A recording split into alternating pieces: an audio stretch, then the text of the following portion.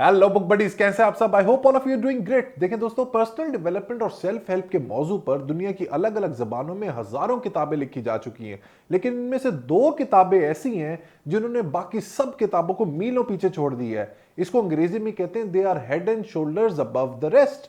इनमें से एक किताब है दोस्तों, how to win friends and influence people by Dale Carnegie, और दूसरी है the 7 habits of highly effective people by Stephen Covey. जो पहली किताब है हाउ टू विन फ्रेंड्स, इसका तज्जिया मैं ऑलरेडी कर चुका हूं, इसका रिव्यू मैं ऑलरेडी कर चुका हूं। आप मेरे वीडियो आर्काइव्स में जाके इसका रिव्यू सुन सकते हैं, देख सकते हैं। तो मैंने सोचा क्यों ना आज 7 हैबिट्स को रिव्यू किया जाए, इसके ऊपर चर्चा की जाए।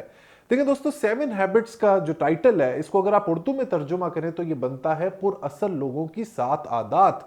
स्टीफन कवी ने साल साल की रिसर्च के बाद उन 7 आदत को डिस्कवर किया जिसको अपना के कोई भी शख्स बाअसर बन सकता है और कामयाब हो सकता है। तो आज की वीडियो में हम इन 7 हैबिट्स की मिस्ट्री को सॉल्व करेंगे। सो मेरे साथ बने रहिए और चैनल को सब्सक्राइब करना और बेल आइकन दबाना मत भूलिए। Let's be back.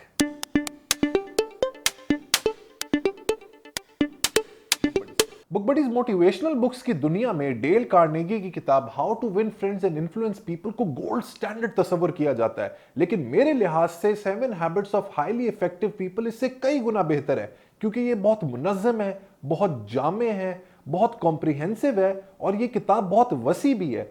इसको फॉलो करके, इसको अच्छे तरीके से पढ़ के ना सिर्फ आप अपने जाती किरदार को बेहतर कर सकते हैं, बल्कि एक बहुत अच्छे वर्किंग प्रोफेशनल भी बन सकते हैं। इस किताब में बार बार स्टीफन कवी ने हैबिट्स यानी आदत का जिक्र किया है। उनके मुताबिक अगर आप ग्रेटनेस यानी अजमत को अचीव करना चाहते हैं तो अच्छे किरदार को अपनी आदत बना लें, और ये अच्छा किरदार डेवलप होता है छोटी छोटी पॉजिटिव चीजों को अपनी आदत का हिस्सा बनाने से। वो कहते हैं ना कि first you make habits and then habits make you. इसी के साथ दोस्तों बढ़ते हैं उन 7 गोल्डन आदत की जानिब, जो कि हैं ये। स्टीफन कवी के मुताबिक पुरअसर और कामयाब लोगों की सबसे पहली आदत यह होती है कि वो प्रोएक्टिव यानी कि फाल होते हैं। वो कभी भी किस्मत के हाथों में अपनी जिंदगी नहीं देते। ऐसे लोगों का इस बात पर भरपूर यकीन होता है कि उनकी जिंदगी में वो सब कुछ होगा जो वो चाहेंगे। ऐसे लोगों को बहुत पहले इस बात की मालूमात और पहचान हो जाती है कि वो अपने खानदान और मुआशरे की बताई और बनाई गई स्क्रिप्ट के हिसाब से अपनी जिंदगी नहीं गुजारेंगे।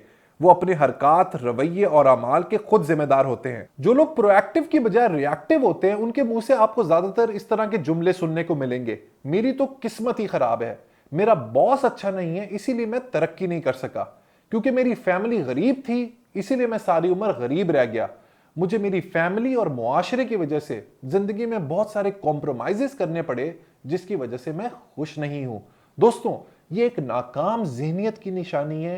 ये उन लोगों की निशानी है जो किस्मत के सहारे अपनी ज़िंदगी गुजारते हैं और फिर इवेंचुअली किस्मत से हार जाते हैं और एक नाकाम ज़िंदगी गुजारते हैं। लिहाजा अगर आप पुरअसर होना चाहते हैं, सक्सेसफुल होना चाहते हैं, कामयाब होना चाहते हैं, तो प्रोएक्टिव अप्रोच अपनाएं। बिल आखिर हर शख्स ने इस दुनिया से फना हो जाना है। अगर मैं आपसे पूछूं, और फॉर दैट मैटर अपने आप से पूछूं, कि जब मेरी वफात होगी और फ्यूनरल होगा तो अपने जनाजे पर मैं लोगों के मुंह से क्या सुनना चाहूंगा।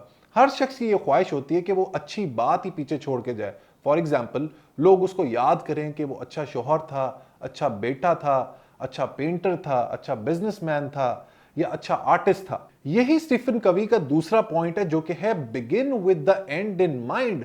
इसका मतलब यह दोस्तों कि आपने अपनी जिंदगी की शुरुआत इसके आखिर से करनी है। मसलन ये कि अगर आप चाहते हैं कि मरते वक्त आपको लोग अच्छा दोस्त, अच्छा हस्बैंड, मायानाज पेंटर, कामयाब बिजनेसमैन या एक ब्रिलियंट ओरेटर के नाम से याद करें, तो आज ही से इन सब क्वालिटीज पर काम करना शुरू कर दें। ये सब खूबियां जिनको आप अपनी जिंदगी का हिस्सा बनाना चाहते हैं, ये आपकी गाइडिंग फोर्स, आपका मिशन, आपका नस्बुल ऐन बन जाएंगी।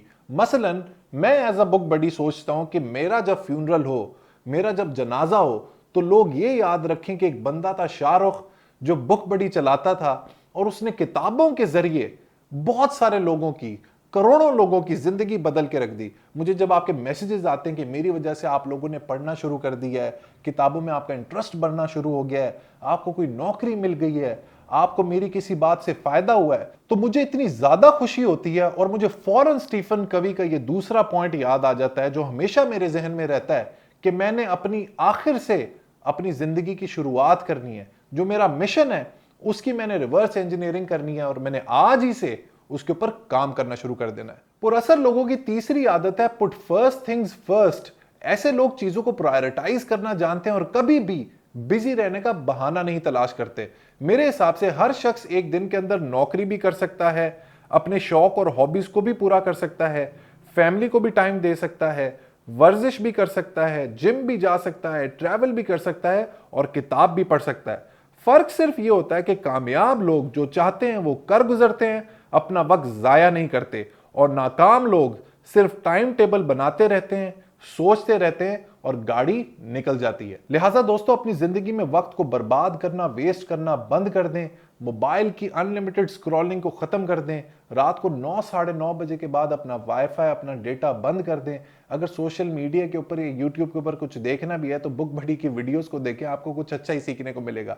जोक्स अपार्ट, देखिए, it's my very sincere advice to you, और ये मेरी बहुत ही इंपॉर्टेंट आप एक सजेशन समझ लें, वो ये कि अगर आप अपनी जिंदगी में प्रायोरिटाइज करना सीख लेंगे चीजों को, तो कोई भी ऐसी चीज नहीं है, mark my words, I guarantee this, कि दुनिया में कोई भी ऐसी चीज नहीं है जिसको आप अटेन ना कर सकें, अचीव ना कर सकें। अगर आप लेगार्ड रहेंगे, लेजी रहेंगे, प्रोक्रेस्टिनेट करेंगे, चीजों को डिले करेंगे, तो फिर कभी भी टाइम आपके साथ नहीं होगा और जिंदगी ऐसे ही गुजर जाएगी। लिहाजा make the most of life and start prioritising. अंग्रेजी में एक फ्रेज है, माई वे और द हाईवे। मतलब ये कि मेरे हिसाब से चलो, मेरी बात मानो, वरना अपना रास्ता नापो। स्टीफन कवी को इस बात से सख्त चिढ़ थी। उनके मुताबिक ये जरूरी नहीं कि कोई भी शख्स अपने सामने वाले शख्स को पछाड़ के उसको हराकर कामयाब हो, बल्कि कामयाबी ऐसी होनी चाहिए जिसमें दोनों लोगों का फायदा हो। पुरअसर लोग हमेशा दूसरों के बारे में सोचते हैं और उनके पर्सपेक्टिव और नजरिए की रिस्पेक्ट करते हैं। ऐसा करने से ये स्टेटमेंट माय वे और द हाईवे चेंज होकर हो जाती है नॉट योर वे और my way, but a better way. यही है स्टीफन कवी की चौथी आदत, जो कि है create a win win situation. जो पुरअसर लोग होते हैं, जो सक्सेसफुल लोग होते हैं, जो जिंदगी में कामयाब होते हैं, वो हमेशा दूसरों को उठा के, दूसरों को कामयाब करके खुद कामयाब होते हैं। कामयाब लोगों की पांचवी आदत यह होती है कि वो हमेशा अपनी बजाय दूसरे लोगों को समझने में ज्यादा इंटरेस्टेड होते हैं। इसको अंग्रेजी में कहते हैं seek to understand then to be understood. ऐसे लोग बहुत ही जबरदस्त लिसनर्स होते हैं, हमेशा दूसरे लोगों की बातों को गौर से सुनते हैं और एम्पैथी यानी हमदर्दी से काम लेते हैं। इसी वजह से ऐसे लोगों का मुआशरे में जो रिलेशनशिप होते हैं, जो ताल्लुकात होते हैं, जो बॉन्डिंग होती है लोगों के साथ, वो बहुत ही स्ट्रांग होती है और लॉन्ग टर्म होती है। जितना आप लोगों के जज्बात को समझेंगे, उनको वैल्यू देंगे, उनकी डिग्निटी को रिस्पेक्ट करेंगे, उतने ही आपकी कामयाबी के चांसेस ज्यादा होंगे। पुरअसर लोगों की छठी आदत होती है सिनर्जी यानी कि मुताबिकत। ये लोग हमेशा दूसरों के साथ मिलकर टीम वर्क में बिलीव करते हैं, क्योंकि उनको मालूम होता है कि लोगों के साथ मिलकर काम करने से ही तरक्की होती है। ये बात मैं पहले भी आपको बहुत दफा बोल चुका हूं कि जितना आप लोगों को मिला के काम करेंगे, उनके साथ मिलकर चलेंगे और सोलो फ्लाइट नहीं लेंगे, उतने ही आपके आगे बढ़ने के, ग्रोथ के, प्रोग्रेस के और कामयाबी के चांसेस ज्यादा होंगे।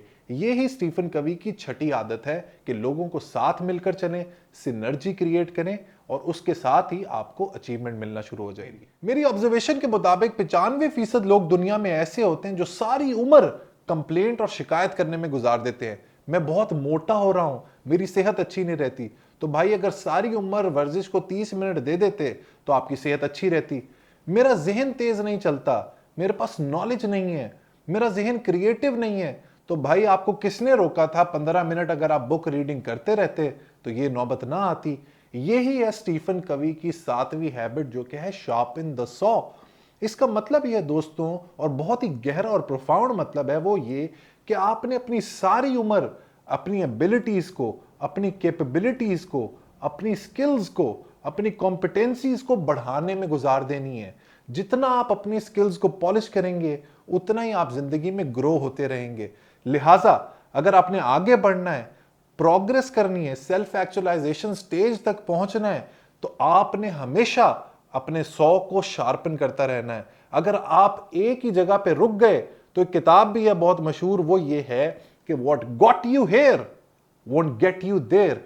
अक्सर लोग ये समझते हैं कि उन्होंने एक सर्टिफिकेशन कर ली, एक स्किल सीख ली और उसके बाद पूरी जिंदगी उसकी बेसिस पे गुजार दी। ये सोच बहुत ही धक्यानुसी और पुरानी हो चुकी है। देखिए दोस्तों, आजकल की जो इकोनॉमी है वो नॉलेज इकोनॉमी है। आजकल आईटी का जमाना है, information technology, big data, data sciences, augmented reality का जमाना है।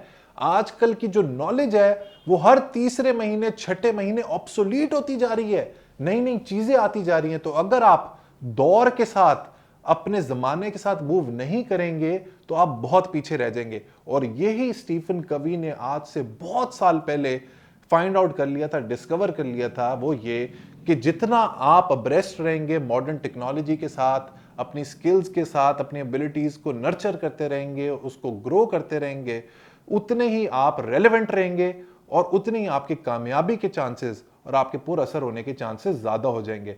सो दोस्तों, ये था आज की किताब का review.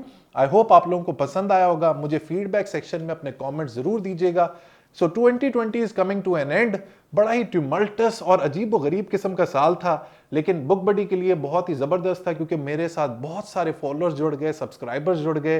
And I request all of you कि बुक बडी के मैसेज को जितना अपनी फैमिली में, फ्रेंड सर्कल में बढ़ा सकते हैं बढ़ाएं, क्योंकि मेरा एक ही मकसद है और वो ये कि अपनी कौम को, अपने पाकिस्तानियों को किताबों के करीब लाया जाए ताकि वो भी जिंदगी में ग्रो कर सकें, लर्न कर सकें और प्रोग्रेस कर सकें।